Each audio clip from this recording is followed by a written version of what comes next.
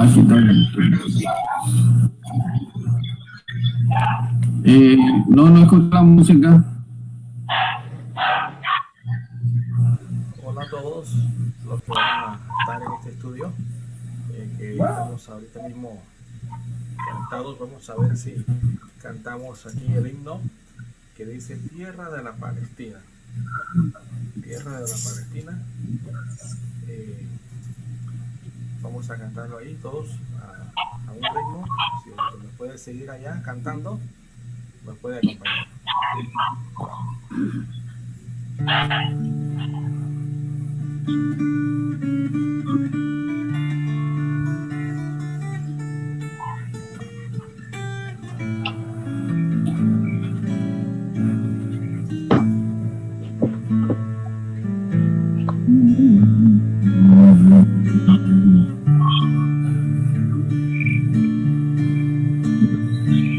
Tierra bendita y divina, hija de Palestina, donde nació Jesús.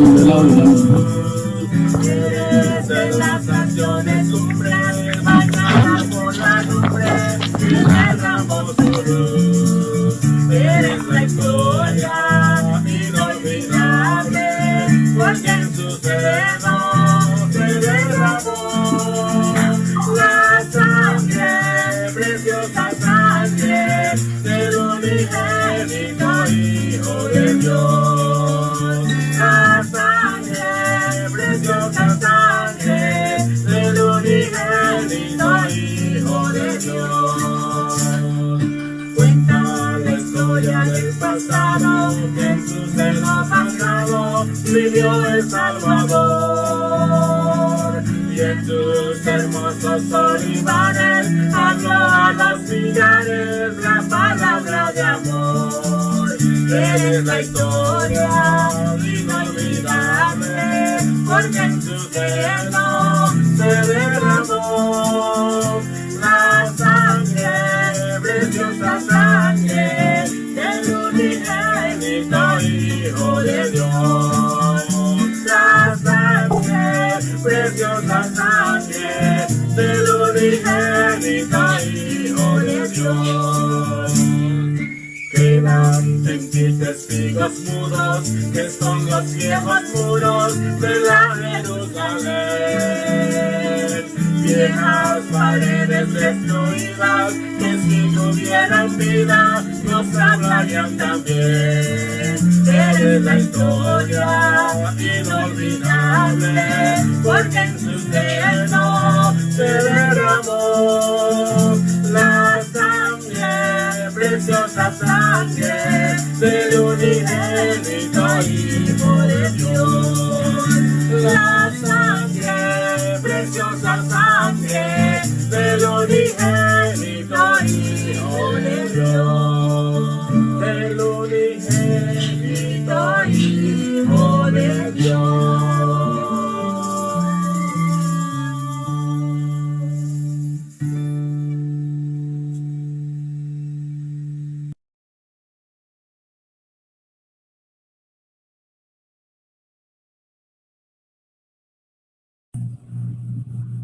Vamos a orar, hermano. Padre, te damos gracias por este día que nos das. Gracias, Señor, porque un día como hoy conmemoramos la obra tuya en la cruz. Gracias porque tú viniste a este mundo, Señor, para morir por nosotros, para tomar nuestro lugar y para darnos la redención y la vida eterna. Te alabamos y te decimos por el regalo de la salvación a través de Jesucristo. Te alabamos y te bendecimos, oh Dios, por la bendición también de ser parte del cuerpo de Cristo y poder gozarnos y alegrarnos en lo que tú hiciste por nosotros, y también tener esta comunión con los hermanos por medio del Espíritu Santo. Pedimos tu bendición, Señor, sobre este tiempo de alabanza y también de estudio en tu palabra, Señor. Bendice y guíanos en el nombre de Jesús. Amén.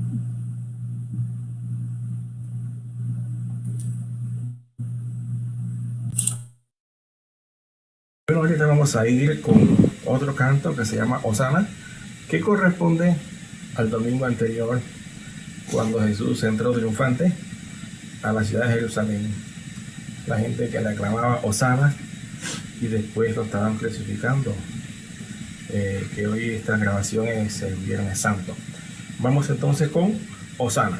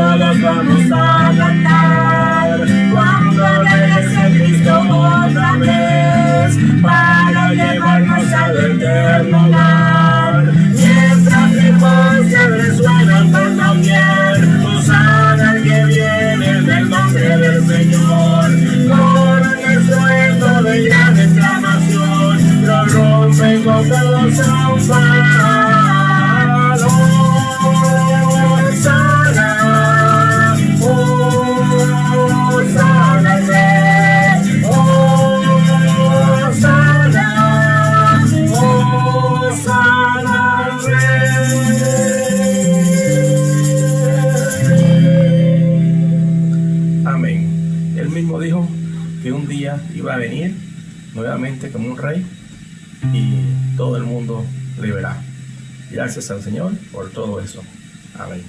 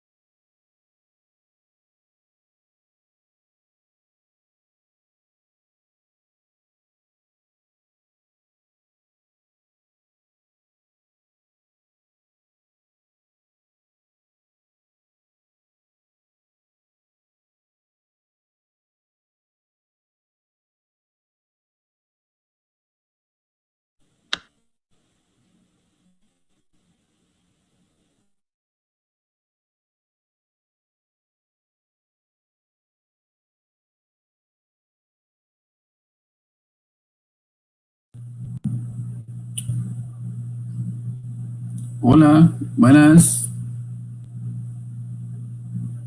Te escuchamos, Arnulfo, te escuchamos. Buenas noches, escucho. Hola. Buenas noches. Buenas noches, Arnulfo. Te Buenas escuchamos noches. Listo, entonces estamos listos para arrancar el tiempo del estudio bíblico, hermanos. Pueden apagar sus micrófonos para que evitemos el feedback.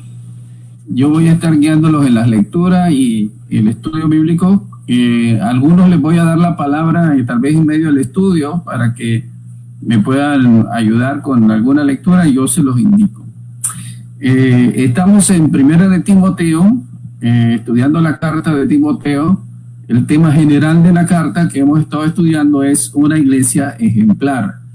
Una iglesia ejemplar, habíamos visto, tiene características específicas de permanecer en la fe, permanecer en la gracia.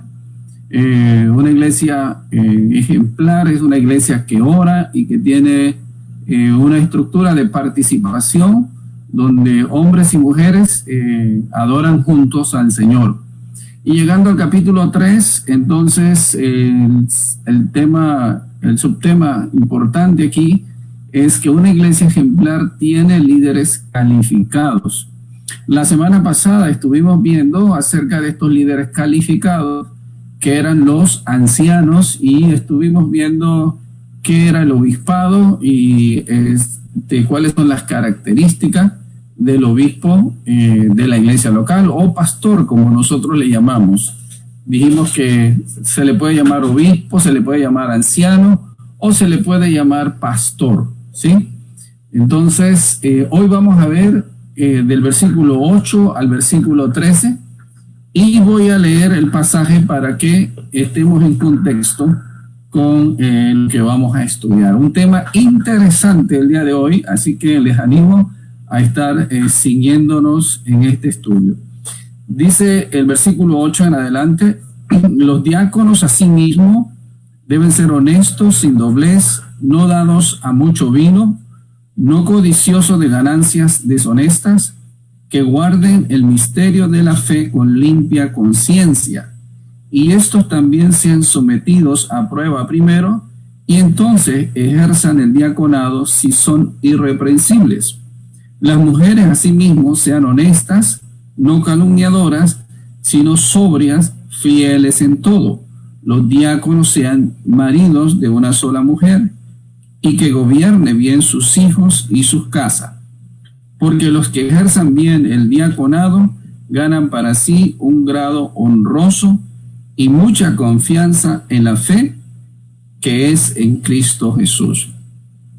Bien, vamos a comenzar abordando estos temas, estos versículos, partiendo del versículo 8, para hablar de los diáconos. El pasaje de Filipenses, capítulo 1, versículo 1, es un pasaje categórico donde nos habla acerca de quiénes son los oficiales de la iglesia.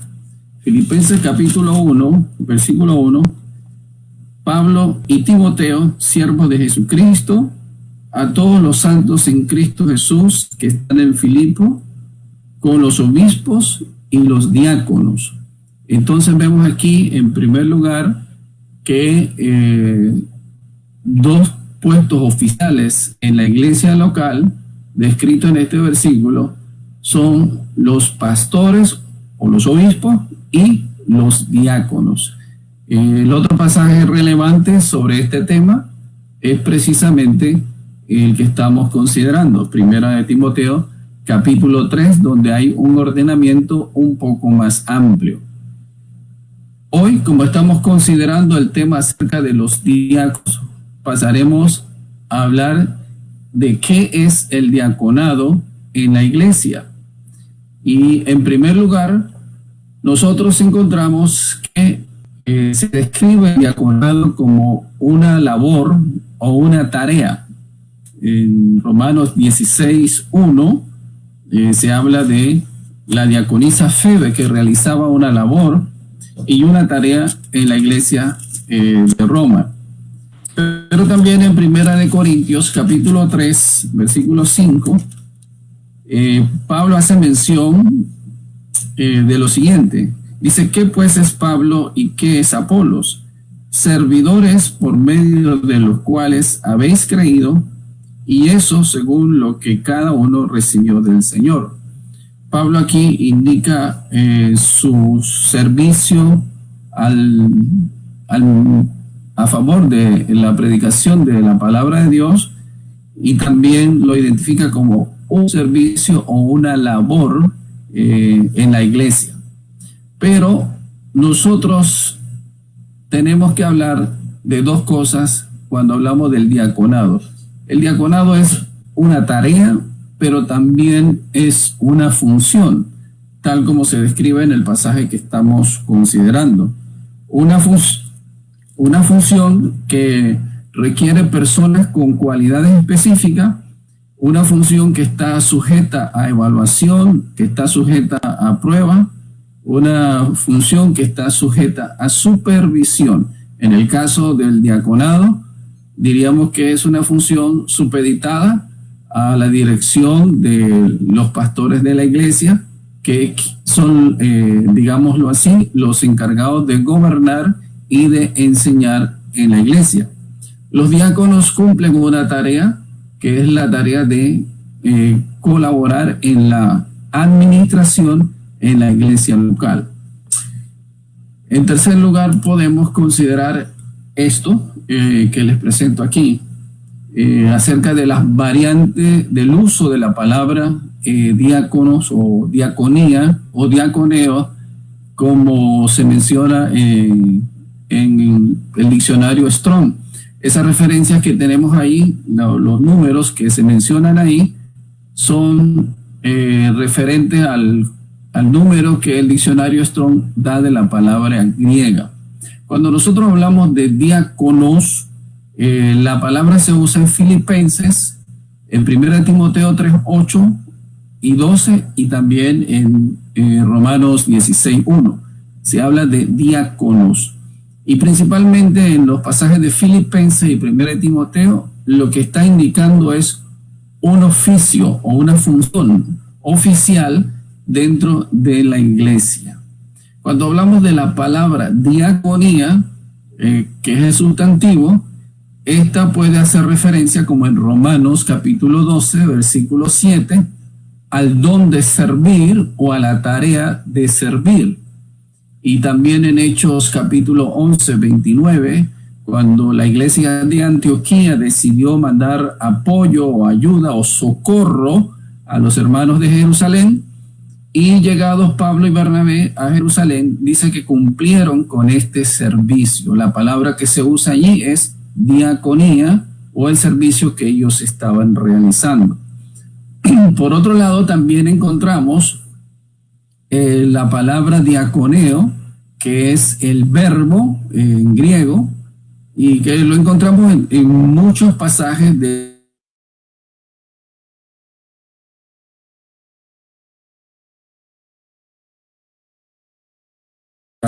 Mateo 25, 44.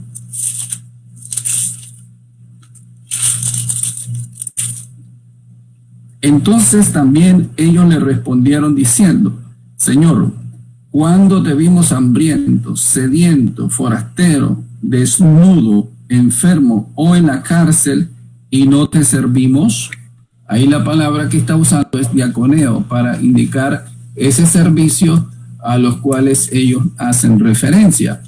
Y también en Romanos capítulo 15, versículos 25 y 26, esta palabra también es usada de esta manera.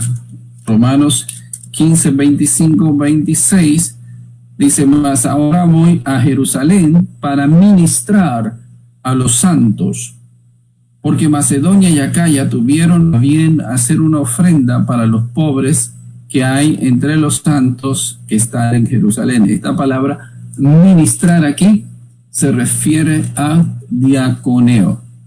Entonces, tal como nos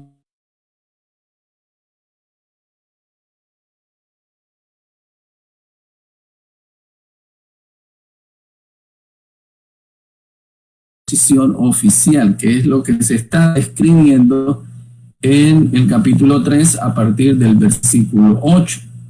Por eso nosotros allí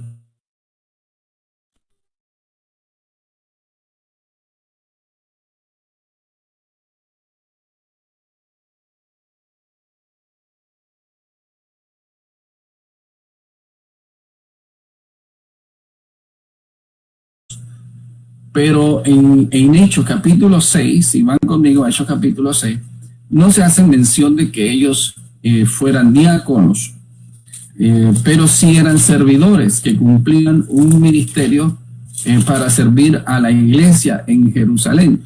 Creo que todos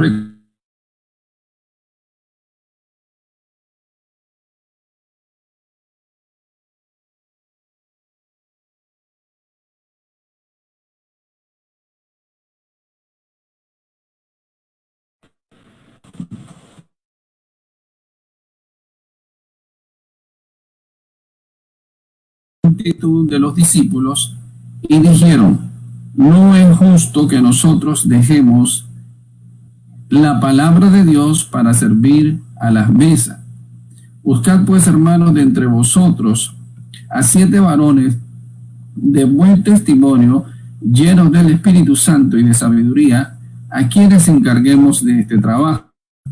Y nosotros persistiremos en la oración, en el ministerio de la palabra.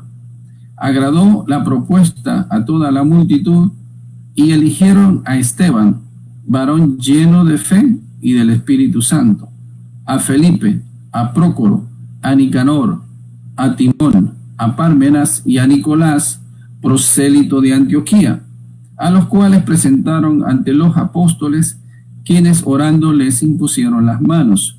Y crecía la palabra del Señor en número de los discípulos y se multiplicaba grandemente en Jerusalén. También muchos de los sacerdotes obedecían a la fe. Y Esteban, lleno de gracia y de poder, hacía grandes prodigios y señales entre el pueblo. Entonces, acá nosotros tenemos en este pasaje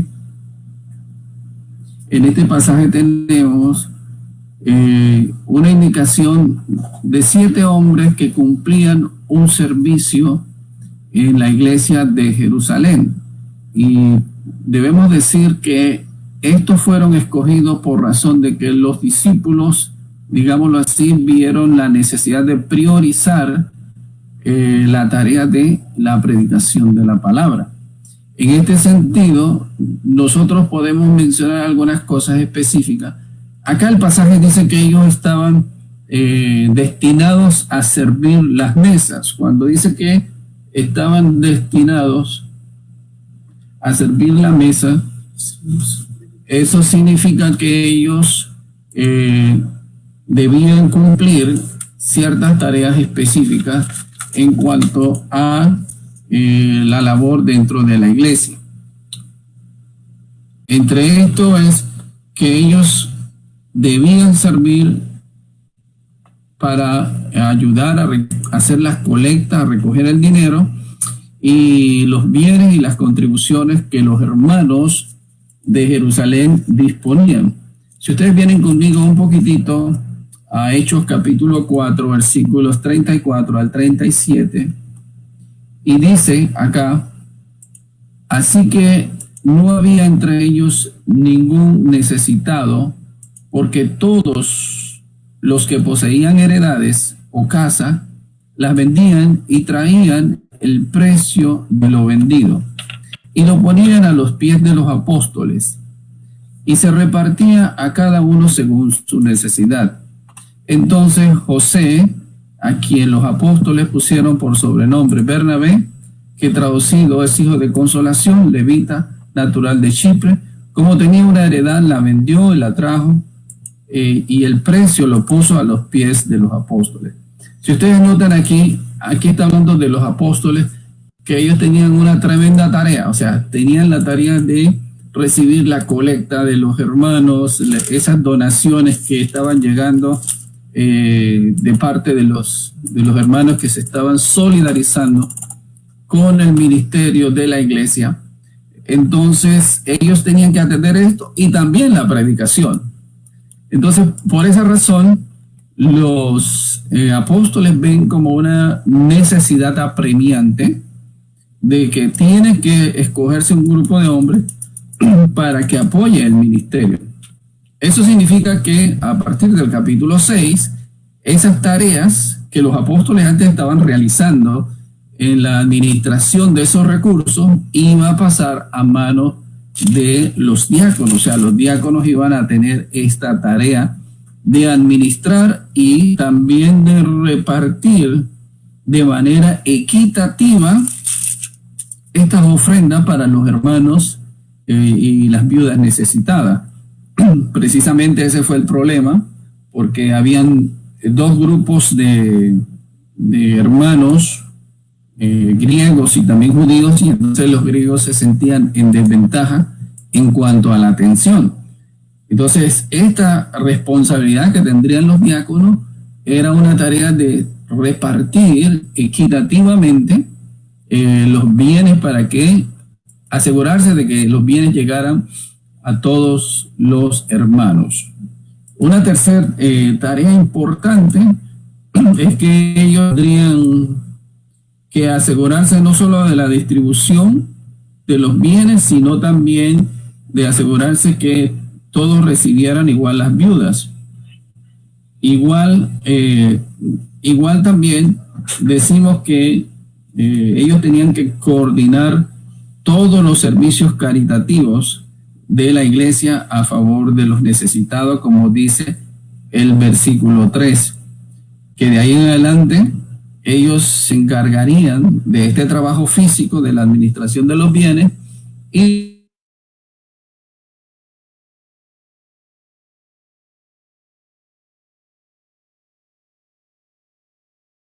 la oración.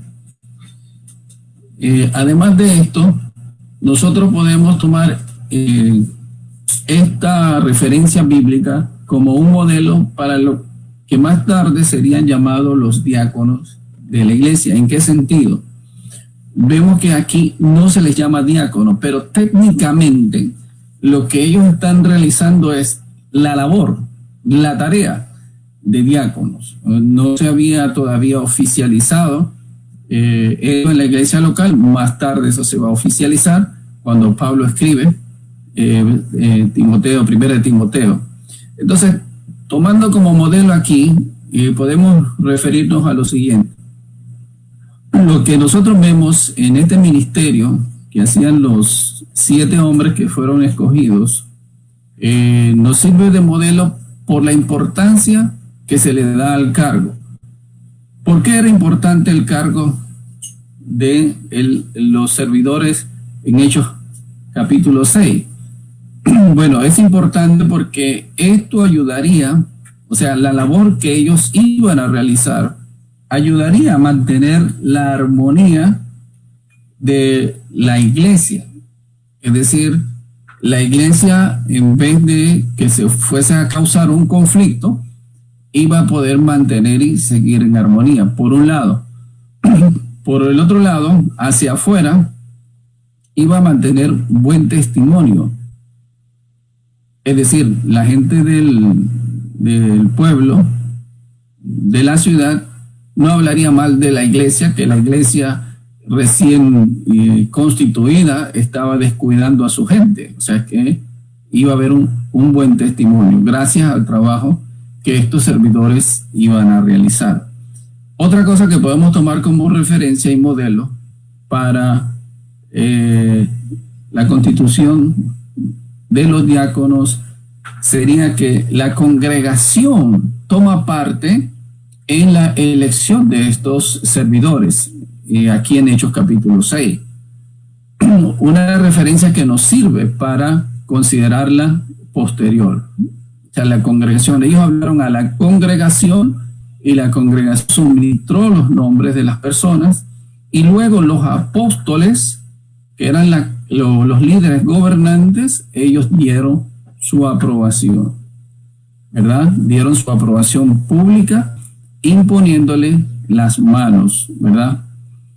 Y en cuarto lugar tenemos que los requisitos que vemos acá en Hechos capítulo 6, en alguna manera también nos sirven de referencia por el punto importante que menciona aquí. Dice que tenían que ser varones de buen testimonio, llenos del Espíritu Santo y llenos de gracia, de la sabiduría. Bueno, aquí dice de sabiduría, más adelante se menciona de Esteban, que era lleno también de fe y de gracia. En quinto lugar, vemos aquí en este ejemplo de servicio de los hermanos de Hechos capítulo 6, es que también el diaconado ofrece una oportunidad para un ministerio mayor o para un progreso en el servicio en la iglesia local. El caso específico de Felipe, que de diácono pasó a ser evangelista. El caso específico de Esteban, que de diácono pasa a ser un apologista, o sea, alguien que defiende fervientemente en la fe. Entonces, tomemos esto como un buen ejemplo y como una referencia que nos sirve a la hora de abrir el texto de Primera de Timoteo, capítulo 3. Ahora vamos a regresar a Primera de Timoteo, capítulo 3, versículo 8, para notar las cualidades del diácono. Las cualidades del diácono en la iglesia. Primero, haciendo mención de las cualidades personales del diácono en la iglesia local. Y nosotros encontramos aquí que habla de 5 cualidades. En primer lugar, dice que el diácono debe ser honesto. Honesto significa que tiene que ser una persona digna de respeto, de buen testimonio, de seriedad de propósito y autorrespeto en la conducta. Imagínense un diácono que tiene que administrar bienes de la iglesia, recursos de la iglesia. Se necesita que sea una persona honesta en la manera de conducirse y para esto también debe contar con un buen testimonio. No somos una iglesia grande, pero manejamos recursos que ponemos en manos de los hermanos diáconos para que ellos puedan administrarlo correctamente, honestamente. Por eso esta cualidad de carácter es imprescindible en la vida del diácono. En segundo lugar, el pasaje dice que deben ser sin doblez. Sin doblez, bueno, nosotros lo entendemos que no debe ser doble cara, que es de una sola palabra, es lo que indica el pasaje, que es de una sola palabra, que no habla de una manera manipuladora o engañosa o malintencionada. Entonces, el diácono debe ser una persona de una sola palabra, que se compromete a cumplirla y a cumplir lo que él dice, que cumple. A quienes le prometa algo, pues él debe cumplir, eso sin doblez. También dice que debe ser irreprensible, una cualidad que nosotros mencionamos acerca también del pastor, que debe ser irreprensible. Esto es estar libre de cualquier mancha o ofensa o deshonra. Advertimos que cuando hablamos de que el pastor debe ser irreprensible, igualmente el diácono, no estamos diciendo que alguien por allí quiera levantar una murmuración contra el diácono. Eso puede suceder, pero de ahí a que eso sea verdad es otra cosa. Entonces, una persona irreprensible es una persona que se guarda íntegramente, de manera que aunque le levantasen falso testimonio, pues él se va a mantener íntegro y sin mancha. Y en cuarto lugar, habla de la característica de no dado a mucho vino. Es de notar que en esta parte del pasaje es diferente a lo que dice del anciano. El anciano dice no dado al vino. Acá dice que no dado a mucho vino. El adverbio que está usando aquí no es para decir, bueno, que el diácono sí puede tomar vino, pero el anciano no. Ambos están haciendo referencia a lo mismo. Y noten que el pasaje no está diciendo que no se puede tomar vino. El pasaje lo que está indicando es que no se debe permitir ser controlado por el vino, como hablamos del pasaje también de Efesios 5:18, la prohibición a embriagarse. Entonces, aquí igualmente al diácono se le dice que no se le permite que sustancias adictivas como el alcohol o el vino ejerzan control sobre sí. Para ampliarlo un poco más, cualquier tipo de droga que cause algún tipo de control o alucinación sería prohibida para el diácono. ¿Sí? Y en quinto lugar tenemos que habla de no codicioso de ganancias deshonestas.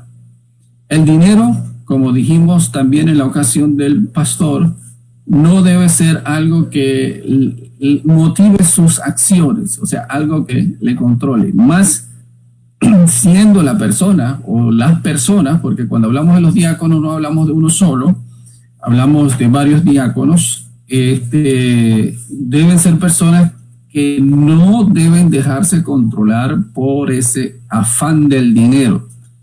Imagínense un diácono que se deje controlar por el afán del dinero manejando las finanzas de la iglesia. Pronto la iglesia quedaría en quiebra. Gracias a Dios por los diáconos que nos ha dado y que tenemos diáconos íntegros en este sentido, en el manejo del dinero. Pero sí ha pasado en iglesias donde los diáconos dejan en bancarrota a la iglesia y cuando la iglesia se da cuenta ya no hay fondo. Pero gracias a Dios de nuevo por los diáconos que el Señor nos ha dado. Entonces, hasta aquí lo que hemos visto son las cualidades personales del diácono en la iglesia. Vamos a pasar a lo siguiente para hablar de la familia del diácono. La familia del diácono. Cuando hablamos de la familia del diácono, nosotros vemos que el pasaje hace mención, y lo que hice fue reunir aquí las características que hablan acerca de la familia del diácono. Si ustedes recuerdan lo que hablamos de la familia del pastor, son idénticas en este sentido. Dice que él debe ser marido de una sola mujer, que gobierne bien su casa y que gobierne bien a sus hijos y que los tenga en sujeción, decía el caso del pastor. Esto significa que el marido de una sola mujer hace referencia a que él debe ser íntegro en su relación matrimonial, es decir, con su esposa, debe guardarse en fidelidad. No se refiere a una esposa durante toda la vida.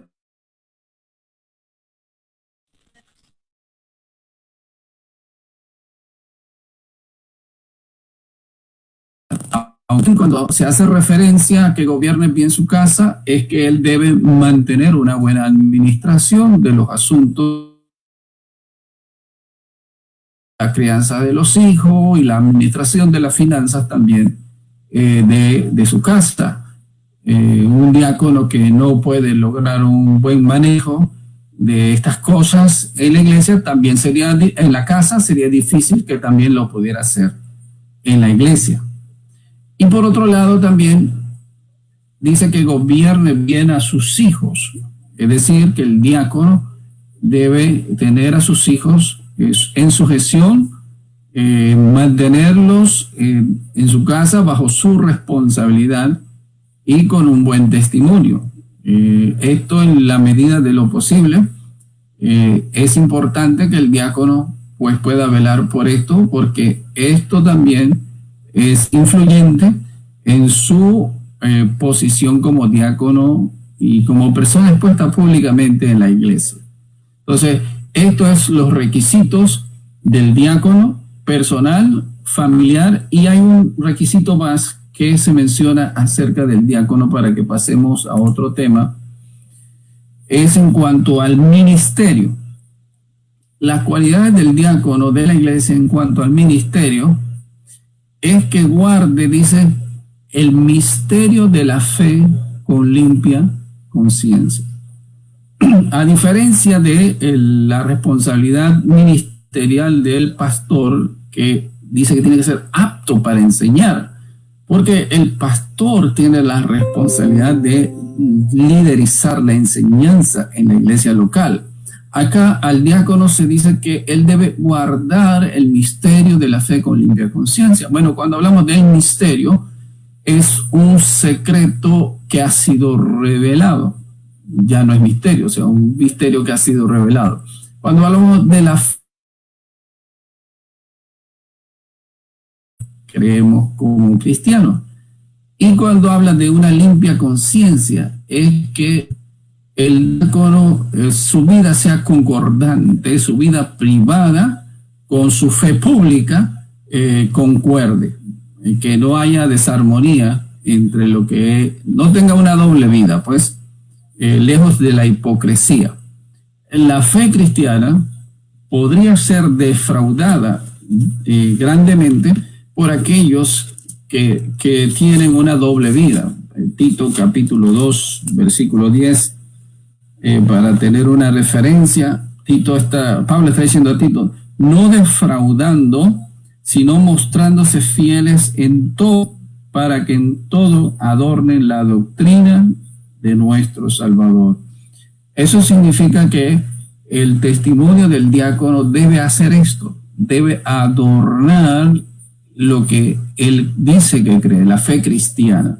Entonces, no es solamente el hecho de hacer bien la tarea de administrar los bienes y recursos de la iglesia, sino de guardar el testimonio de la fe cristiana. Y es sumamente importante esto, porque al igual que el pastor está expuesto públicamente, también el diácono lo está, y el testimonio del diácono pues vale muchísimo, como también lo vale el del pastor. Bueno, hasta aquí les he hablado entonces de las responsabilidades del diácono y las características del diácono. Voy a pasar a un asunto que es sumamente importante en el texto, que está en relación al versículo 11, porque cuando estamos haciendo la lectura del pasaje, vemos que Pablo habla de las cualidades las cualidades del diácono, pero en el versículo 11, versículo 10 y versículo 11, como que él hace un paréntesis respecto a lo que él está diciendo.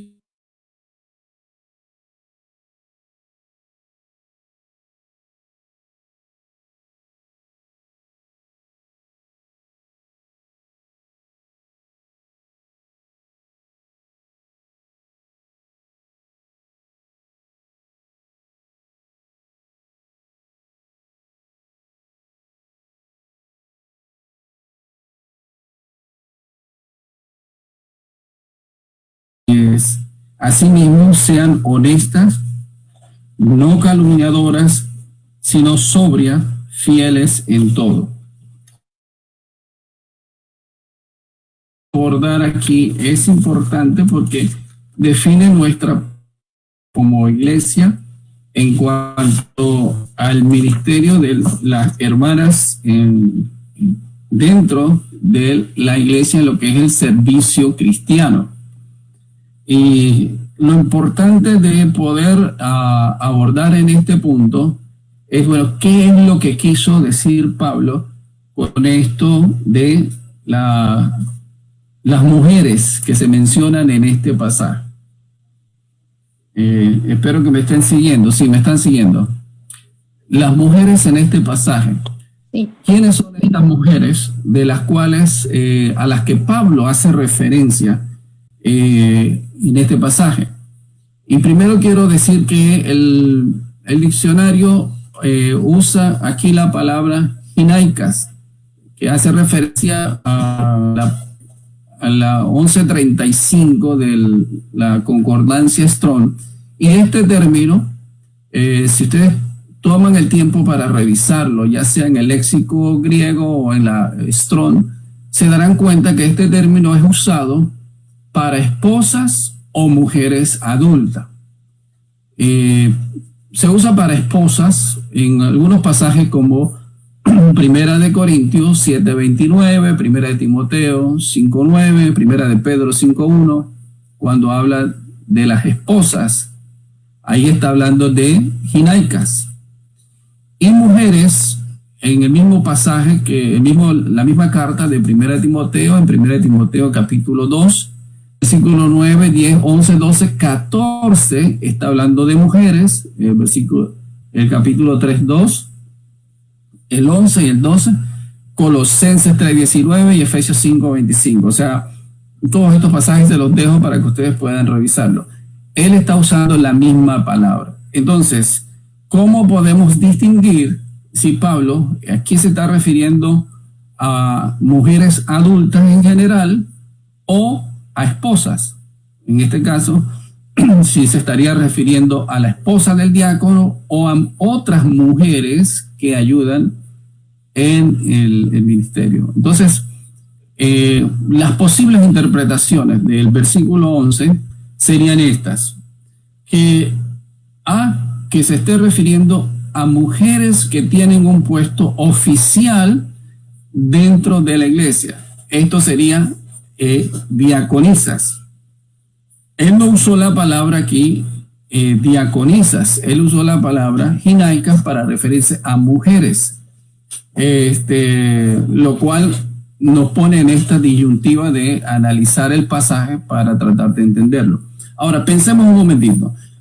Si Pablo quiso decir aquí en este pasaje que estas mujeres eran una categoría adicional dentro de la lista que él está mencionando y que eran oficiales, o sea, que iban a tener un puesto oficial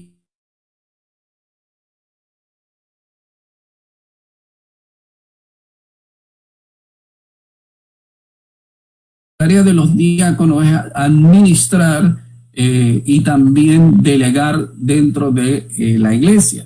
Y nos encontramos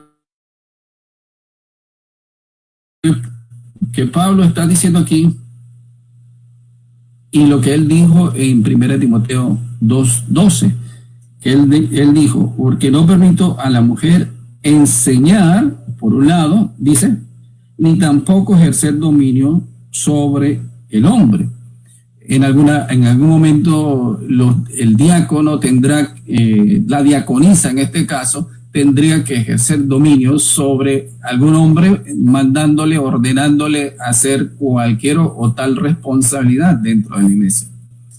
Por otro lado, aquí nos sirve de apoyo también el ejemplo de Hechos capítulo 6, los ministros de misericordia de los cuales hablamos al principio. Porque categóricamente y específicamente los apóstoles dijeron allá, dice varones.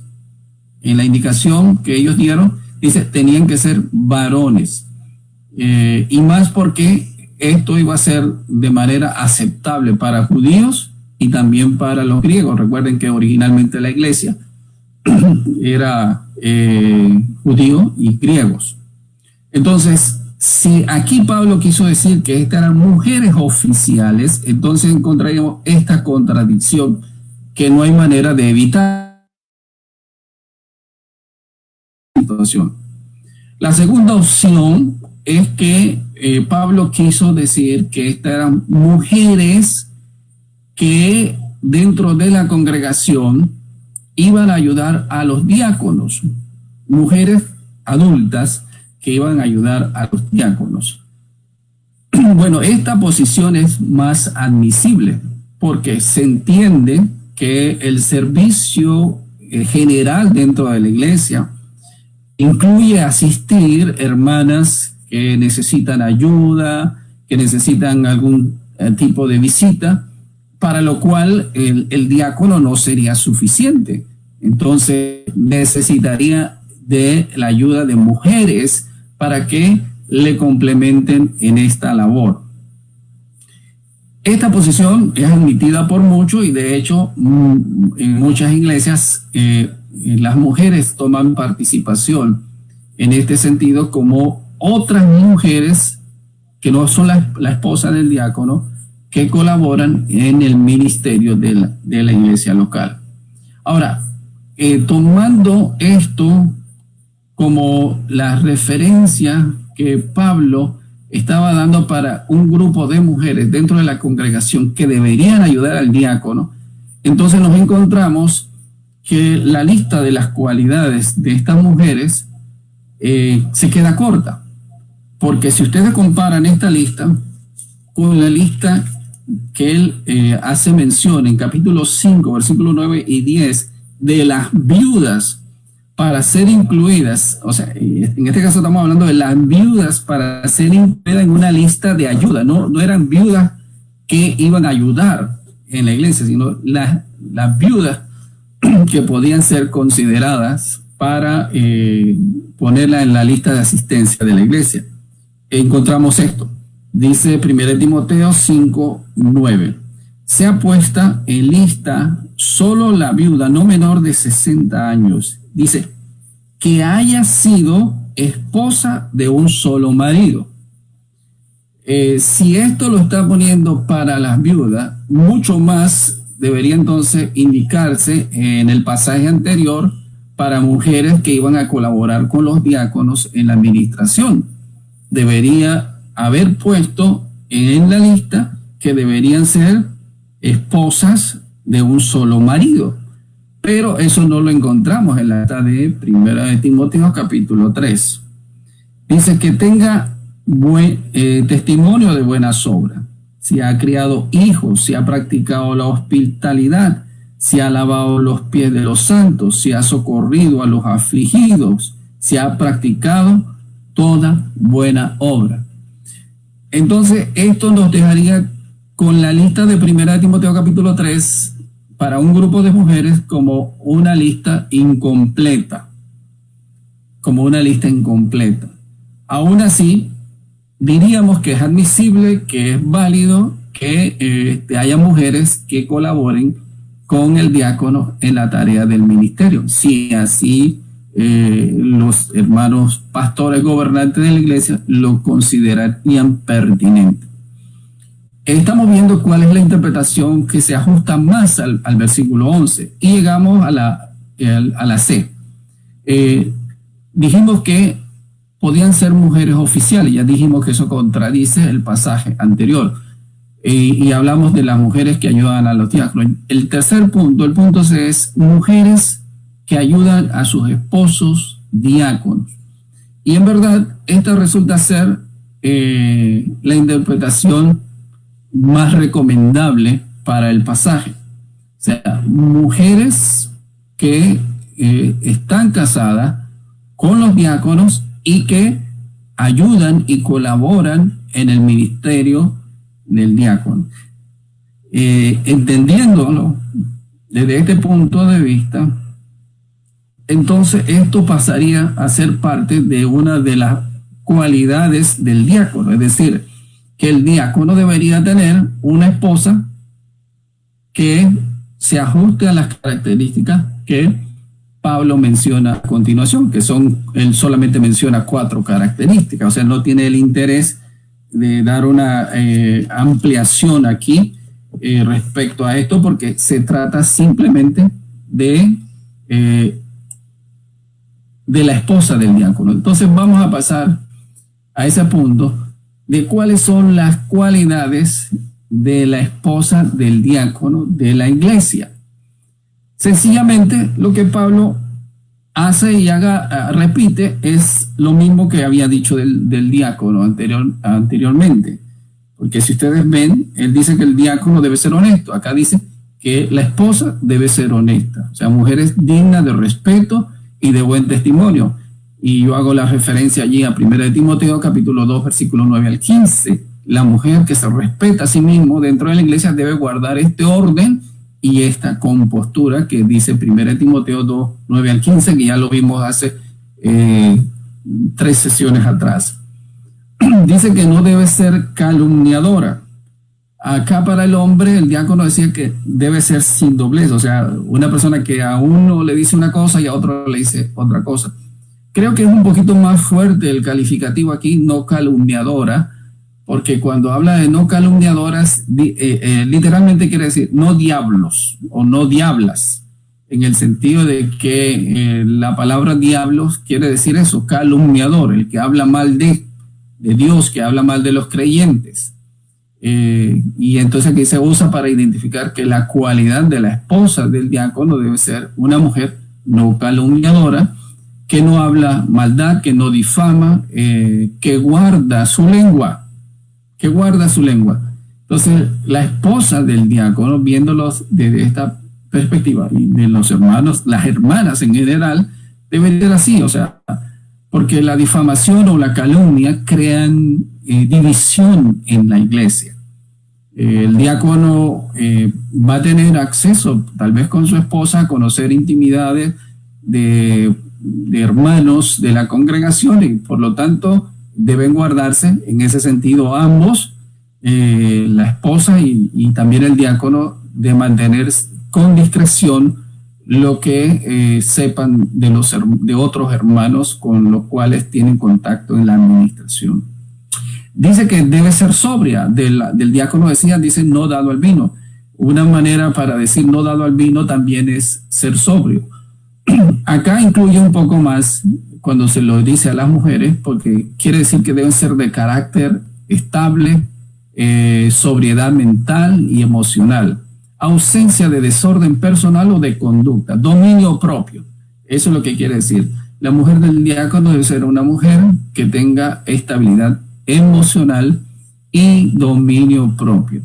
Fieles en todo es una palabra que resume mucho, y similar a lo del diácono, lo que está diciendo que él debe guardar el misterio de la fe, como dijo para el diácono. Acá lo dice en una palabra más sencilla o más amplia, más general. Dice leales, fieles en todo, que quiere decir leales, veraces. Esa lealtad es hacia el Señor, para que no deserten de la fe, al ministerio, es decir, a la iglesia, pero también a sus esposos y su familia. O sea, las esposas de los diáconos deben ser leales, fieles en todo. Entonces, si me están siguiendo en esto, bueno, es importante que sepamos que las esposas de los diáconos deben tener este testimonio. Yo debería decir que eso es lo que quisiéramos de todas las hermanas en términos generales. Una cosa más respecto a los diáconos, que les dije que lo íbamos a abordar hacia el final, es que dice que hay un proceso y un reconocimiento para poner a alguien como diácono en la iglesia. Esto se refiere al versículo 10, cuando dice, y estos sean sometidos a prueba primero y entonces ejerzan el diaconado si son irreprensibles. El proceso de prueba está indicado por la frase sean sometidos a prueba. Fíjense que cuando dice que sean sometidos a prueba, está hablando de una tercera persona que debe realizar esa labor. Es decir, en este caso deben ser los pastores que deben someter a prueba junto con la congregación al diácono. Es una clara referencia que debe ser examinado. Como no se hace mención de un procedimiento específico aquí, entonces los ancianos y la iglesia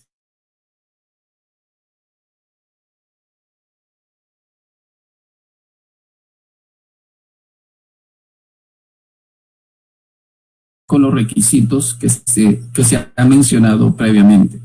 Ahora, esto también deja libertad a la iglesia para poder considerar algún procedimiento local.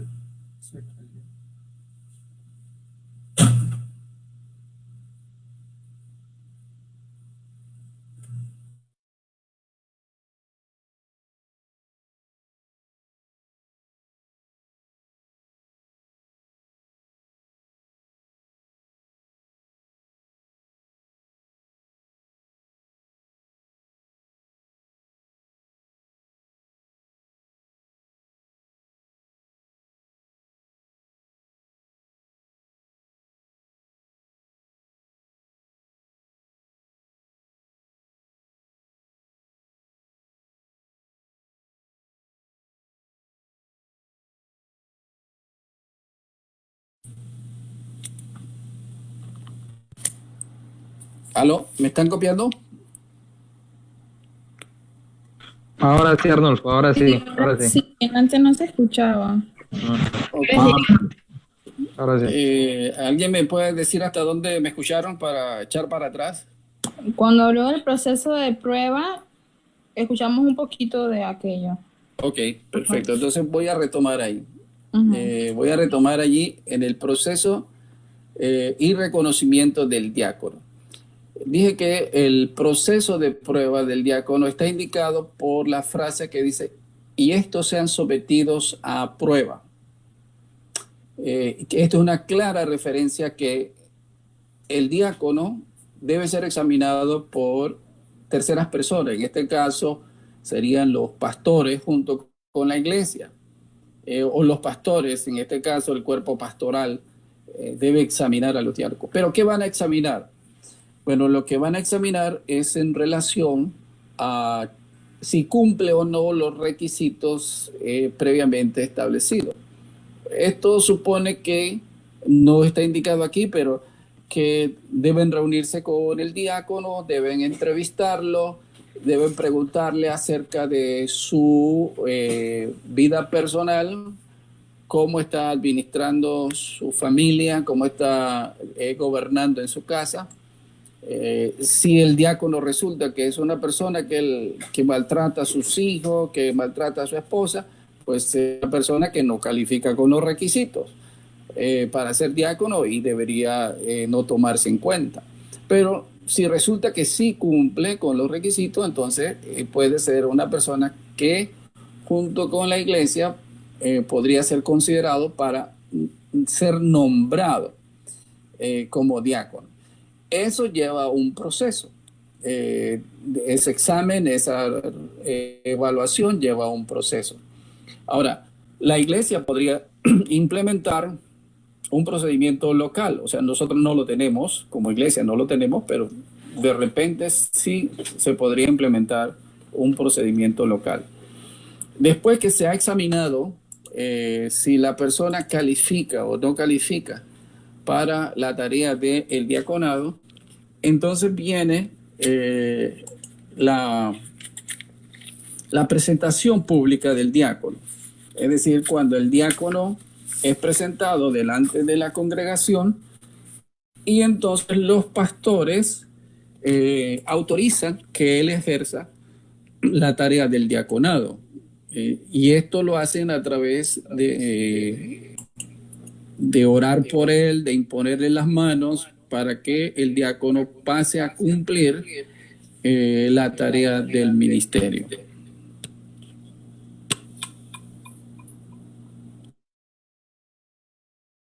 Entonces la tarea del ministerio. Aquí tengo al tecnológico Alan ayudándome allá y acá. Entonces, esto sería lo que Pablo hace referencia a el reconocimiento de el diácono, ¿verdad? Listo para que entonces él pueda ejercer, como vimos el ejemplo allá en el caso de Hechos capítulo 6. En Hechos capítulo 6. Bueno, voy a ir aterrizando para terminar con el versículo 13, un versículo no menos importante del que hemos mencionado, para luego abrir a un tiempo de preguntas. El versículo 13 dice: porque los que ejerzan bien el diaconado ganan para sí un grado honroso y mucha confianza en la fe que es en Cristo Jesús. Vaya, este pasaje es importante para decir que la tarea del diácono debe ser una tarea que tiene que ser galardonada, premiada. Y bueno, tal vez estamos en deuda con nuestros diáconos, lo digo por este medio. Preocúpense de que podamos cumplir con esto que dice la palabra de Dios. En primer lugar, deba recibir iglesia, sino el reconocimiento que por la labor realizada en sí esto le otorga dentro del ministerio de la iglesia. Dice que ganan para sí un grado honroso. Ganan para sí un grado honroso. Esto es alcanzar un escalón, una posición de honra en la iglesia que se suma al buen testimonio personal que ya tiene el diácono, como los servidores de Hechos capítulo 6, donde dice que algunos sobresalieron en su labor realizada y llegaron a una promoción, digámoslo así, dentro del propósito que Dios tenía para ellos. Quiero decir, ellos empezaron en Hechos 6 llamados a servir las mesas, pero de ahí Felipe y Esteban pasaron a otra cosa mayor que el Señor les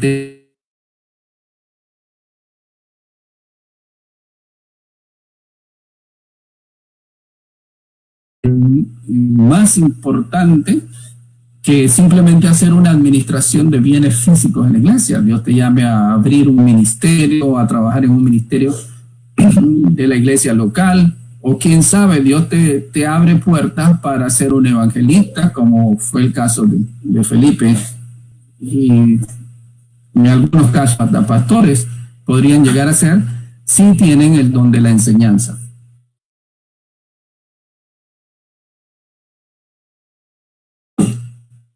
Esto es el diácono que hace bien su labor, escala un crecimiento y testimonio de fe delante de Dios y de la iglesia.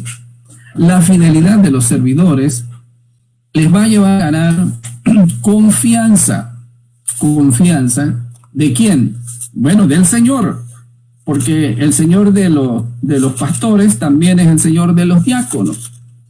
Y ya quiero referirme a Mateo capítulo 25 para ir terminando. Mateo capítulo 25, 21 y 23. ¿Qué dice de aquellos siervos cuando fueron llamados por su Señor en el contexto de Mateo 25? Dice, y su Señor le dijo, bien buen siervo y fiel, sobre poco has sido fiel, sobre mucho te pondré, entra en el gozo de tu Señor. Y también el versículo 23 dice esto del otro siervo. O sea, Dios no ignora ni se olvida de tu trabajo, hermano diácono. Algún momento tú vas a escuchar, si has sido fiel, vas a escuchar esas palabras del Señor. Bien buen siervo y fiel, sobre poco has sido fiel, ministrando en la tierra, pagando la luz, pagando el agua, pagando el alquiler, visitando a los necesitados. Sobre poco has sido fiel, sobre mucho te pondré. O sea, estamos en esa espera de escuchar el galardón que el Señor va a otorgar a todos los servidores, los diáconos incluidos. Ahora, si por el contrario los diáconos realizan una mal labor, entonces están sujetos a la desaprobación del Señor, como dice en el caso del versículo 26. Respondiendo su Señor le dijo, siervo malo y negligente, ¿sabías que ciego donde no sembré y que recojo donde no esparcí? Por tanto, debías haber dado mi dinero a los banqueros y al venir yo hubiera recibido lo que es mío con los intereses. Quitarle pues el talento y darlo al que tiene 10 talentos. Porque al que tiene le será dado y tendrá más. Y al que no tiene, aún lo que tiene le será quitado. Y al siervo inútil, echadle en las tinieblas de afuera. Allí será el lloro y el crujir de dientes. Bueno, no quiero hacer una aplicación directa de ese pasaje porque sabemos que eso está en contexto de la tribulación. Pero lo que quiero decir es que nosotros como iglesia tendremos que presentarnos en el tribunal de Cristo. Los diáconos, los pastores y todos los creyentes tendremos que presentarnos delante del tribunal de Cristo y hemos de escuchar palabras similares de aprobación o de desaprobación. Porque en el tribunal de Cristo habrá ganancia o habrá pérdida. No pérdida de la salvación, pero sí pérdida de galardones. Entonces los diáconos, Dios les da una oportunidad preciosa de ministrar y servir en la iglesia y también de ganar premios para la gloria de Dios. Así que yo quiero animar a nuestros hermanos en la iglesia, los diáconos que tenemos. Por si no saben, nuestros hermanos diáconos son el hermano Osvaldo, el hermano Moisés y el hermano Abdel. Ámenlos, anímenlos, díganle que es bueno que el Señor les haya puesto en ese puesto para que sirvan, para que sigan adelante y también para que otros se animen, porque el punto es importante para animar y motivar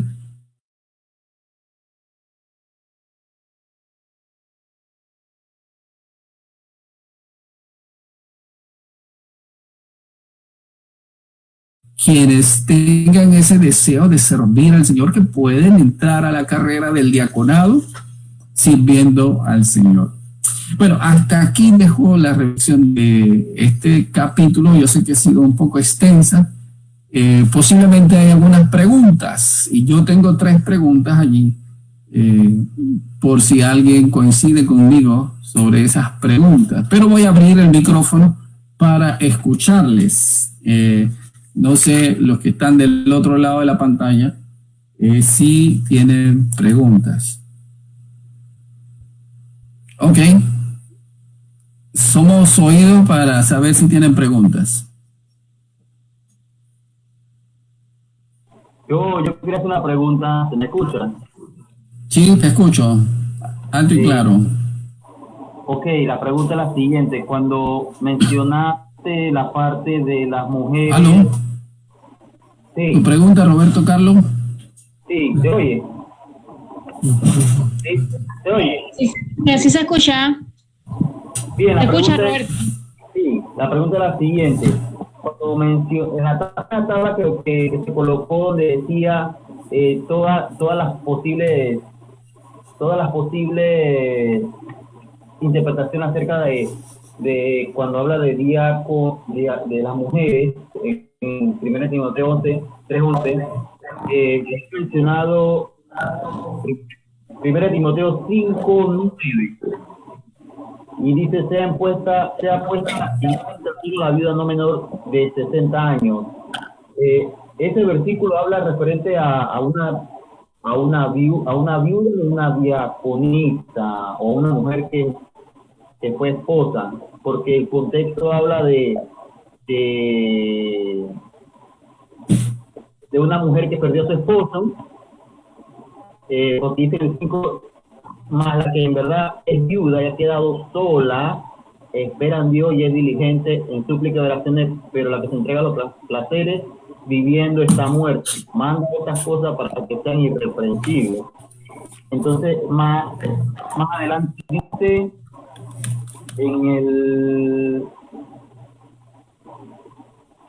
se me perdió. Ajá.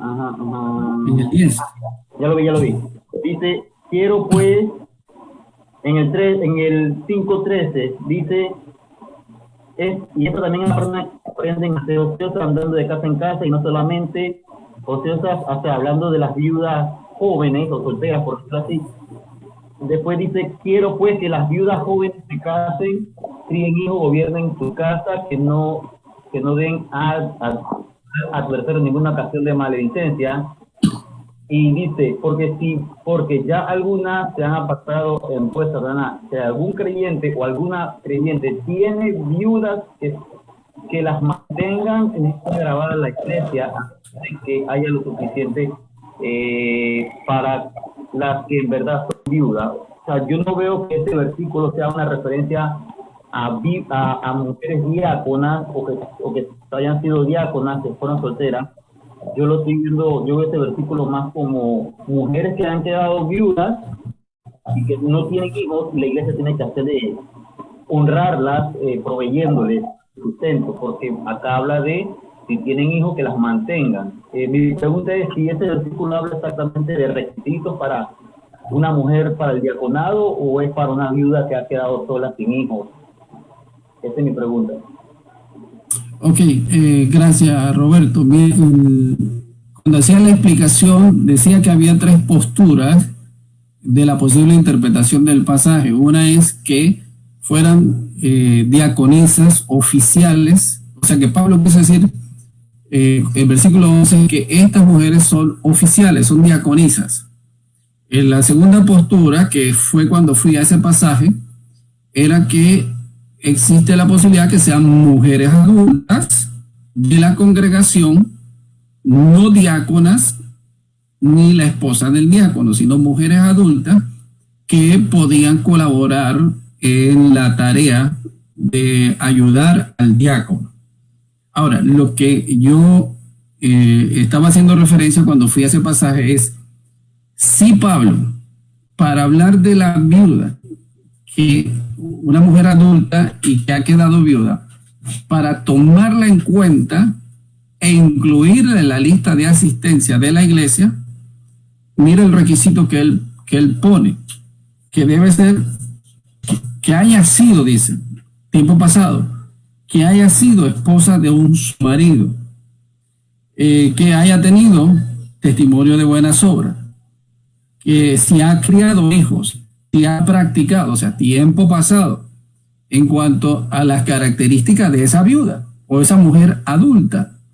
Entonces yo decía, si Pablo está diciendo en el versículo 11 que estas son mujeres adultas que van a ayudar en el servicio del diaconado, entonces le está dando solamente 4 requisitos, mientras que a las viudas, para simplemente ponerlas en la lista de asistencia, le está poniendo 7 requisitos.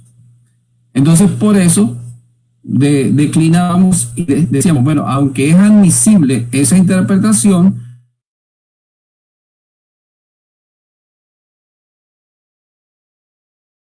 en el servicio del diaconado, ya regresó, sí, que con las mujeres adultas que con la interpretación del pasaje, que es, bueno, estas mujeres de las que habla Pablo aquí, entonces pueden ser. Pablo no la puso difícil aquí porque no puso el pronombre en el versículo, no dijo sus esposas, ni dijo que mujeres.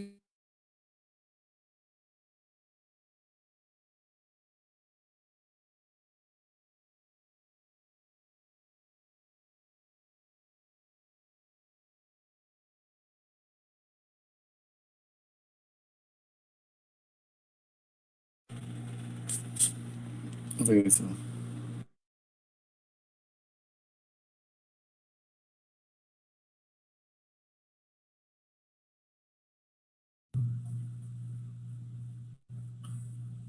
Estamos. ¿Sí me escuchan? Ahora sí. Sí. Sí, ahora sí. Gracias, Roberto. Estaba terminando de explicar la idea de que yo no estaba diciendo que esas mujeres de capítulo 5 son diaconisas. Estaba comparando que si la segunda opción, si fueran mujeres adultas de las que está hablando Pablo aquí, no necesariamente diaconisa, no necesariamente la esposa del diácono, está refiriendo entonces a mujeres adultas dentro de la congregación.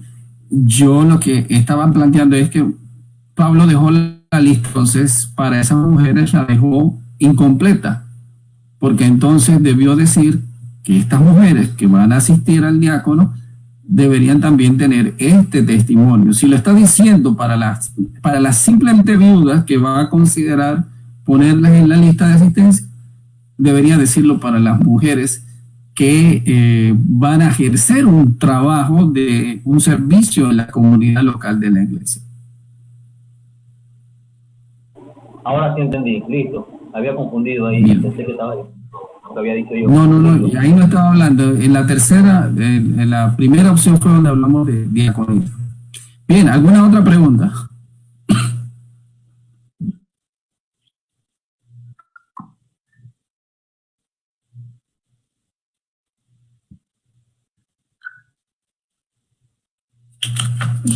Ok, esa pregunta yo la tengo allí anotada. Y también estaba la respuesta en el PowerPoint.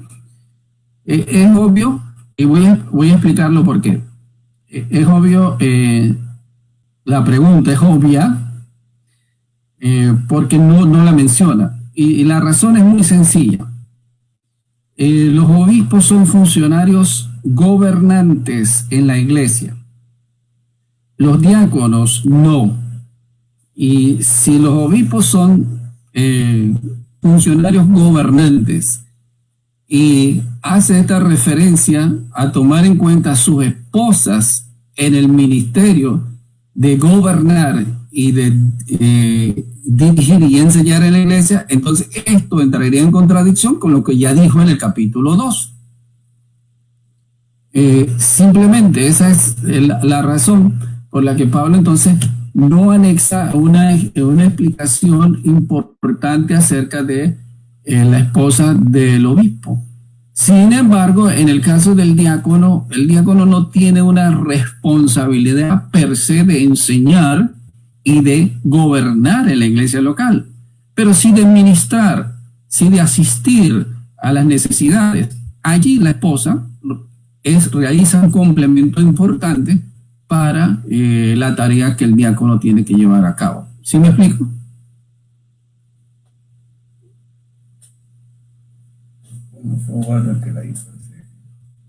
Ah, qué bueno.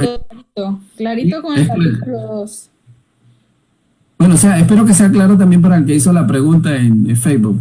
Y si no, después me escribe ahí al WhatsApp personal. ¿Alguna otra pregunta? Bueno, yo tenía una pregunta allí que la hice, la hice para que la meditemos. Es que si la esposa del diácono no cumple los requisitos mencionados, ¿inhabilitaría esto para que el diácono pueda realizar su ministerio? Eso es para pensarlo y considerarlo.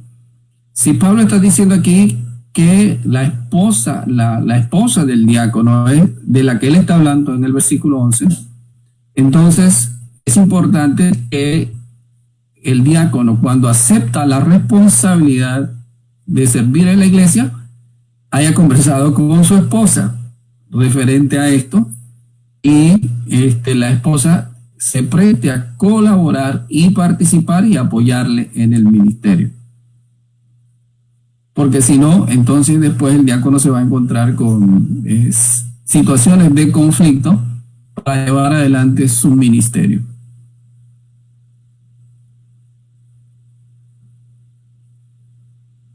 ¿Otra pregunta? ¿Puedes repetir eso último, la última parte que dijo que no me escuché bien?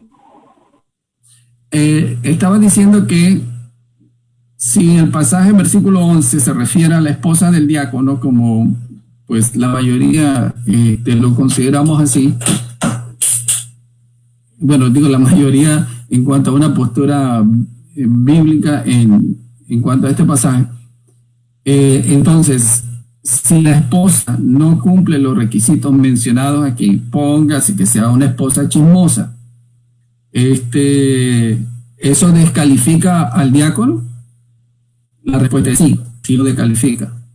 Por lo tanto, mi recomendación es que cuando el diácono es evaluado o es sometido a prueba, también se debe hablar acerca de si él cuenta con el apoyo de su esposa y el respaldo del testimonio de su esposa para realizar la labor del ministerio. Si no, eso le va a ocasionar problemas en el desarrollo del ministerio. Ok, listo. Gracias.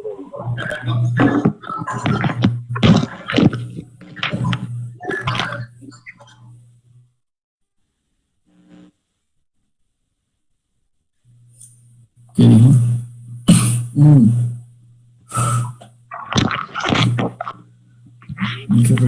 Eh,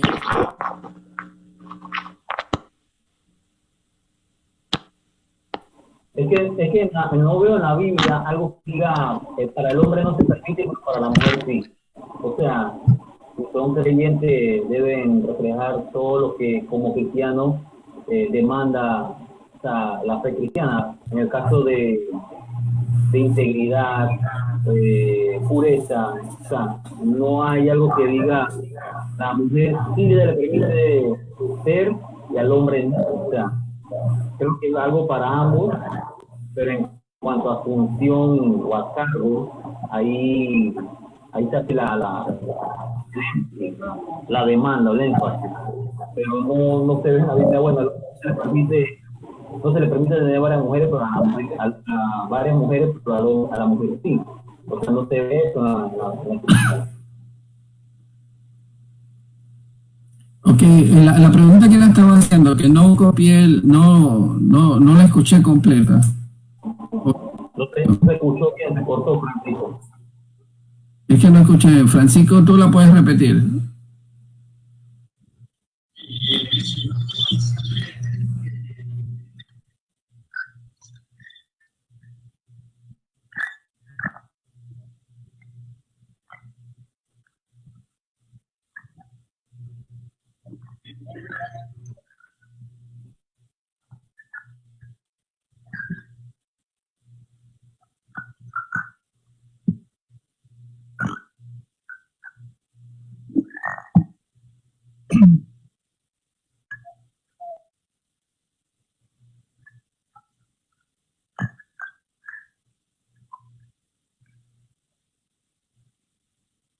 Sí, obviamente, pero puede ser que el diácono no le está prestando atención a ese punto, pero lo que estoy diciendo es que en el tiempo del examen, de lo que llama la prueba, para ser admitido en el ministerio, los que hagan ese examen, pues no pueden ser superficiales, deberían abordar también este tema.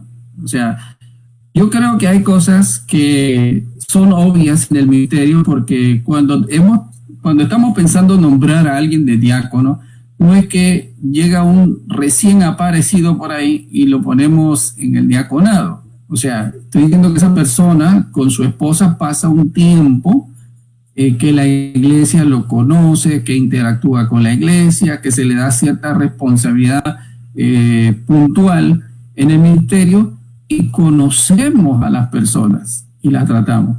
Entonces, ya cuando se le hace la invitación al diaconado, obviamente hay que sentarse con él y entrevistarlo y hacer ya un examen un poquito más profundo. Eso es lo que debería hacer. Entonces, si en ese caso surge que hay un testimonio de que, bueno, la hermana dijo algo que afectó una relación de ministerio en la iglesia, bueno, eso se va a notar, se va a percibir en la iglesia.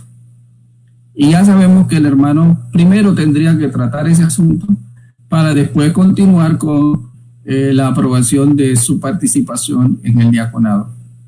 O sea, ¿por qué es tan riguroso esto? Es porque personas como decimos, personas expuestas públicamente, como lo son los ministros de Estado y políticos y demás, personas expuestas públicamente al ministerio de la iglesia. O sea, tienen que guardar su testimonio y el testimonio de su casa.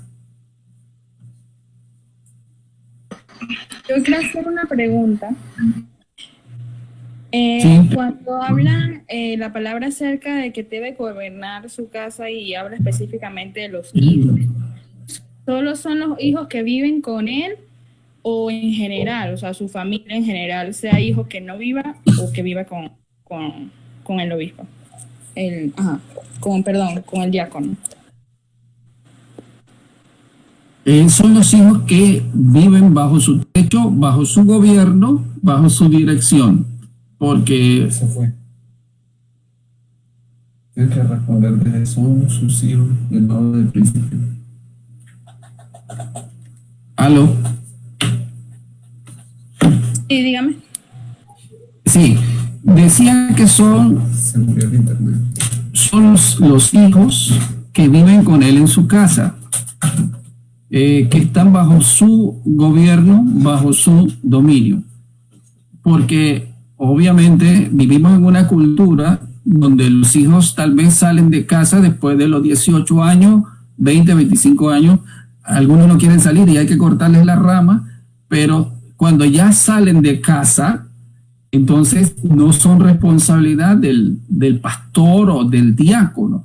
O sea, mientras están dentro de la casa, el pastor o el diácono son responsables de que ellos se conduzcan dentro de la enseñanza bíblica, sobre todo que estén bajo autoridad,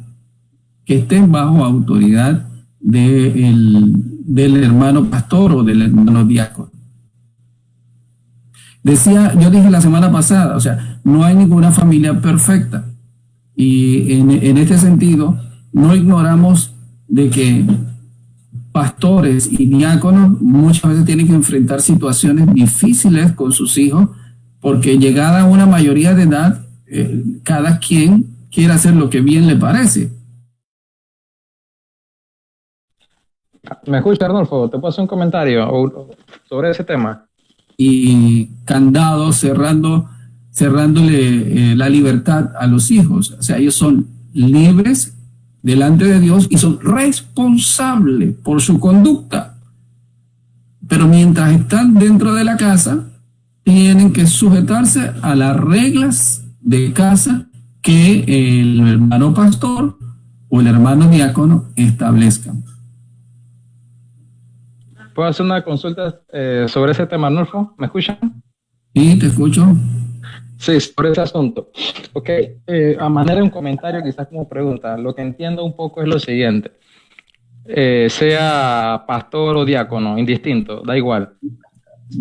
Correcto. Si nos vamos a eso como una regla, ok, en cuanto a, ok, si no están en mi casa, no me afecta, entonces sucede que tengo 4 hijos y los 4 hijos no sirven al Señor después que salen de mi casa.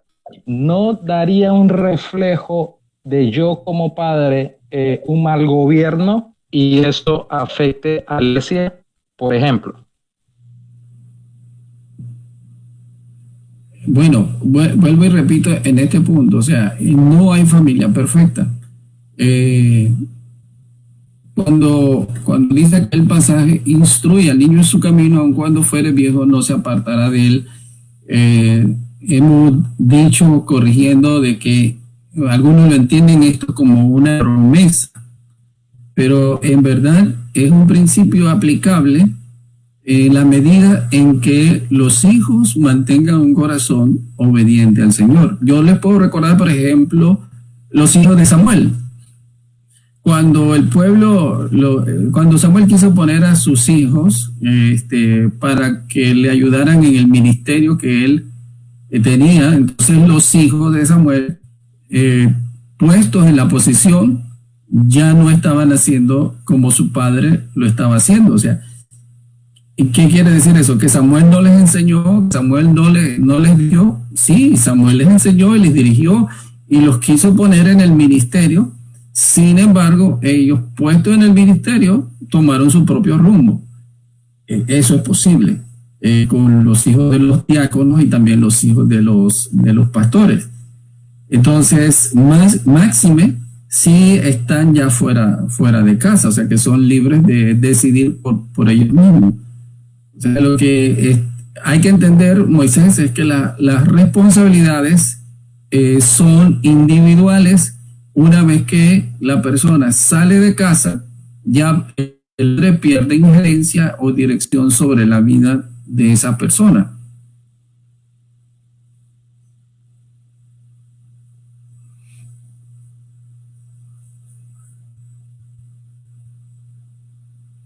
Sí, se escuchó. ¿Sí? ¿Se escuchó? Sí, se escuchó perfectamente. Ok. Hermano Arnulfo, Sí, Emma. yo solamente quería hacer una observación con lo que usted dijo a la pregunta de por qué era tan riguroso si tomamos en cuenta que las mujeres son las esposas de los diáconos. Entonces, con la enseñanza o con el aprendizaje que usted dio ahorita, o la enseñanza que usted dio, me hace pensar que cuando se habla del diácono y de lo que ellos tenían que hacer, eran cosas bien delicadas, porque tenían que ver con dinero, tenían que ver con situaciones, condiciones de los hermanos. Y a veces estas condiciones o estas situaciones quizás eran algo personal de cada familia. Y nosotras, como mujeres, podemos tender a hablar con otras personas una situación que no nos compete. Igualmente con el dinero, yo pienso que en ese tiempo no había bancos, me estoy equivocando, como nosotros tenemos hoy día, ¿no? Que el dinero, las ofrendas, cuando los diáconos los depositan, van directo a un banco y de ahí entonces se van distribuyendo a las necesidades. Entonces, en ese tiempo, si no había banco, el diácono tenía que custodiar, y es mi pregunta, bien, si es así, y cuidar ese dinero y distribuirlo. Entonces las mujeres tenían que ser muy sabias, muy honestas. Ahora incluso eso me hace pensar, aunque no tiene que ver exactamente como un diácono, pero me hacen pensar en el ejemplo de Ananías y Zafira, cómo su esposa se puso en complot con su esposo en una situación tan delicada como esto del dinero, y mintieron, ambos mintieron. Entonces eso quizás si se toma en cuenta el concepto de que las mujeres que habla Pablo ahí en este capítulo son las esposas de los diáconos, había una muy especial y muy específica que Pablo quería dejar claro, porque era una situación bien delicada y todas las situaciones del dinero que tenían que manejar y de todas estas funciones que el diácono le correspondía. Ok, muchas gracias, Eva. Yo quería reenfatizar algo. Cuando expliqué las tres interpretaciones, yo dije que la primera me parece inadmisible, que es la función de una diaconisa oficial en el cargo.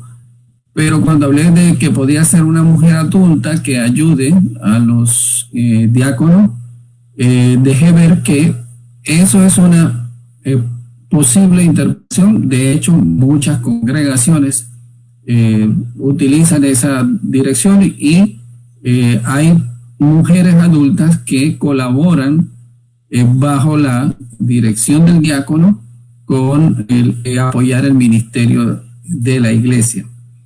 Dije que preferiblemente la tercera interpretación, pero la segunda o la tercera son razonables en la iglesia local. O sea, yo creo que cerrarse a una postura única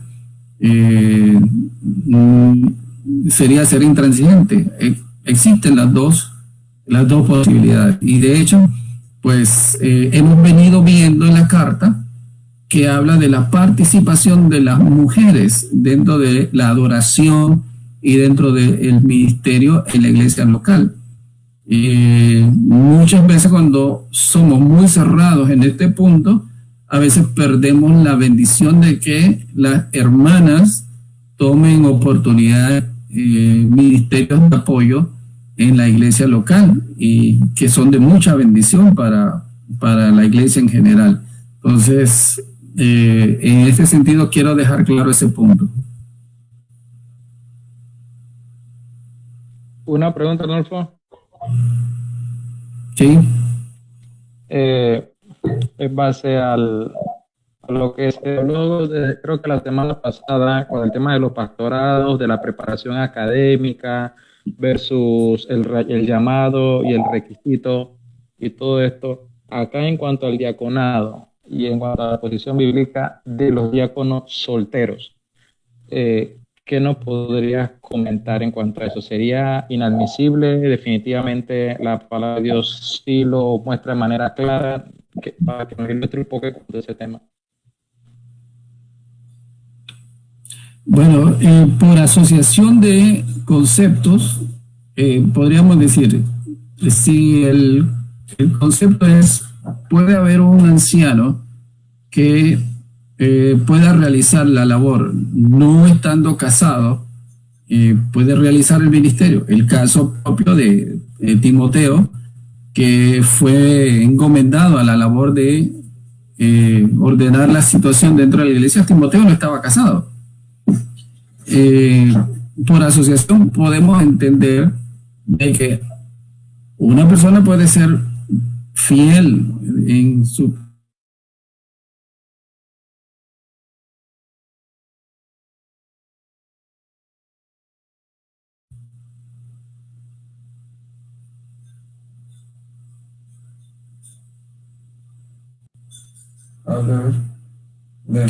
¿Sí me escuchan? Ahora sí, no, pues había ido el audio. El audio. Sí, dije que por asociación, cuando dijimos un pastor puede ser una persona soltera si cumple con un testimonio de carácter y tiene el don de pastorado para enseñar, para gobernar, podría hacerlo. No es una prohibición. Ahora, lo que el pasaje dice del anciano es que si está casado debe ser marido de una sola mujer, es decir, debe guardar su testimonio. Algo que el soltero debería guardar su testimonio en esa área también. Entonces, si eso es verdad para el anciano, también sería verdad para un diácono que sea fiel y que tenga un buen testimonio personal y también en la congregación. ¿por qué Pablo está hablando de personas maduras para ponerlas en el ministerio? Bueno, obviamente porque sabemos los vaivenes de la vida. Los jóvenes pueden estar hoy bien, pero mañana si hay alguna situación en su vida que dé lugar a un mal testimonio, se llevarían a la iglesia también del mal testimonio. Por lo tanto, es mejor y recomendable que fuesen personas ya maduras en cuanto a una vida de familia, a una vida de ministerio, y también que hayan alcanzado pues una experiencia en la vida, pues.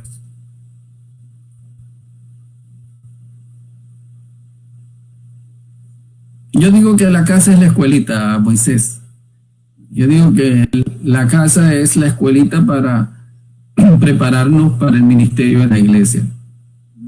No, sí, lo decía por el hecho, no tanto por un chico de 25, 26 años, ponte que una persona de 45 años siendo soltera, dependiendo de su grado de madurez, pudiera aplicar este grado de confianza por diversas situaciones, ¿no? Pero sí, te entiendo perfectamente lo que mencionas.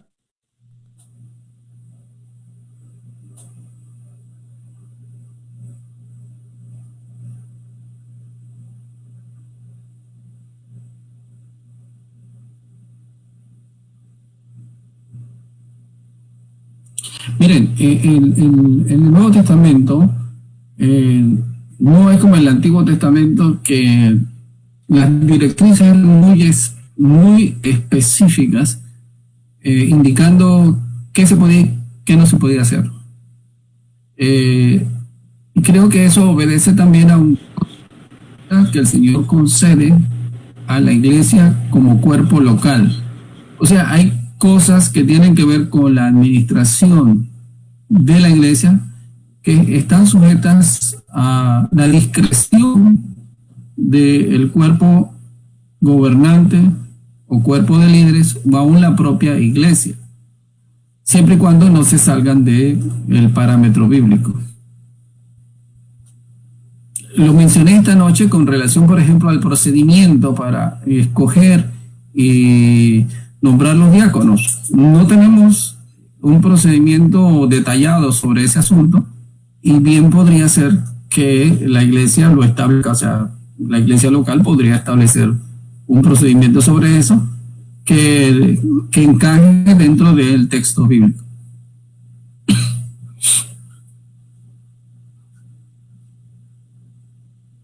Bueno, no sé si hay alguna otra pregunta, sino para cerrar este tiempo en oración, quisiera pedirle, Juan, ¿tú estás por allí? Juan Pérez.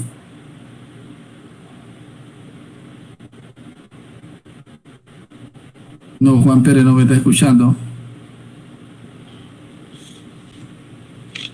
Sí, aquí estoy usando el estudio. Dígame, Arnulfo. En oración. ¿Puedes terminar con una palabra de oración? Sí. Vamos a orar. Oremos entonces. Padre, te damos gracias por este día que nos has dado. Gracias por la oportunidad de poder reunirnos por este medio, por la oportunidad que nos das de así recibir tu palabra, poder conversar, de animar nuestros corazones, de poder escucharla. Te agradezco, Señor, por eso. Te doy gracias, Padre, porque tú has permitido que así sea. En medio de este tiempo, pues, tú, Señor, tú llegas con tu palabra a nosotros. Quiero pedirte, pues, que tú sigas ayudándonos a seguir difundiendo la palabra por medio de estos métodos. Que nos ayudes a seguir, Señor, con el deseo de seguir aprendiendo, de seguir creciendo en tu palabra y poder disfrutar de ella. Señor, tú conoces la necesidad de nuestra iglesia, tú conoces los diáconos que tenemos. Yo quiero orar por ellos y pedirte para ellos, Señor, que tú les fortalezcas, que tú les guardes, que bendiga a su familia, Señor. que le des la fortaleza y la visión espiritual para llevar este ministerio tan hermoso que tú has puesto en sus manos. Dale la sabiduría, el entendimiento, Señor, para que lo lleven adelante. Oramos, Señor, porque sabemos que la necesidad también es más grande y queremos, Señor, ver a otros que también quieren sumarse a esta tarea. Pon en el corazón de aquellos que tienen ese deseo de poder buscar ayuda, consejería, que puedan manifestarlo, Señor, para que se les dé el seguimiento, Señor, y que ellos puedan llegar a ese punto si tú lo estás llamando, Señor, pero que puedan entender que en el cuerpo de líderes y pastores, Señor, hay oportunidades para todos aquellos. Oramos por ellos, Señor, oramos por tu iglesia, que tú nos guardes, Señor, y que la palabra que hemos recibido hoy podamos, Señor, guardarla en nuestro corazón y mantenernos vigilantes, Padre. Te pido esto en el nombre de Jesús. Amén. Amén. Gracias. Amén. Muchas bendiciones. Gracias. Volveremos a ver con el favor de Dios. Hola, Luna. Bendiciones. Igual. Saludos. Saludos a todos. Hasta luego. Bye. Chao. Hasta luego. Chao. La cámara es para ver si tiran las reuniones que hacen en Facebook.